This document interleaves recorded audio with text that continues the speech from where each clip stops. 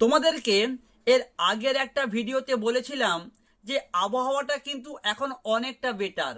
বিভিন্ন জেলাতে কিন্তু এখন হালকা মাঝারি থেকে বৃষ্টি হচ্ছে। হাওয়া অফিস থেকে জানানো হয়েছে যে আমাদের রাজ্যে খুব তাড়াতাড়ি বর্ষা আসবে।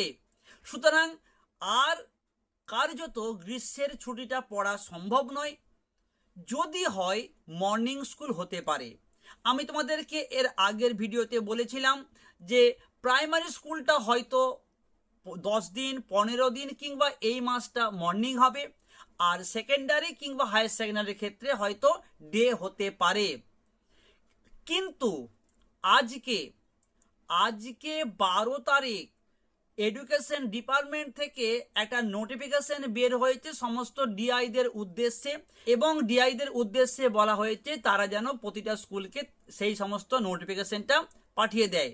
সেখানে কি বলা হয়েছে? বলা হয়েছে স্টুডেন্টদের স্বাস্থ্য রক্ষার জন্য তোমাদের অর্থাৎ প্রাইমারি, সেকেন্ডারি কিংবা হায়ার সেকেন্ডারি সমস্ত স্কুল যেমন মর্নিং চলছে সেটাই যেন কন্টিনিউ চলে আপ টু 30 তারিখ পর্যন্ত। আর গ্রীষ্মের ছুটি পড়বে না। অর্থাৎ সোজা বাংলায় যদি বলতে হয়, তোমাদের অর্থাৎ প্রাইমারি বলো, সেকেন্ডারি বলো কিংবা হায়ার সেকেন্ডারি বলো, তোমাদের যেমন মর্নিং স্কুলটা চলছে পুরো জুন মাসটা 30 তারিখ পর্যন্ত তোমাদের মর্নিং স্কুলই চলবে। এটাই নোটিফিকেশনে বলা হয়েছে। তোমাদের সেই নোটিফিকেশনটা আমি দেখালাম।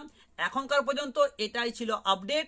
জেনে গেলে স্কুলে বলার আগেই যে তোমাদের এই মর্নিং স্কুলটা কন্টিনিউ থাকবে আপ টু জুন মাস পর্যন্ত, জুন মাসের 30 তারিখ পর্যন্ত। তোমাদেরকে বলবো একটু ভিডিওটা তুমি তোমার বন্ধু বান্ধবীদের মধ্যে বা তোমাদের বন্ধু সার্কেলের যে হোয়াটসঅ্যাপ গ্রুপ আছে একটু সেখানে সেন্ড করতে অনুরোধ থাকলো।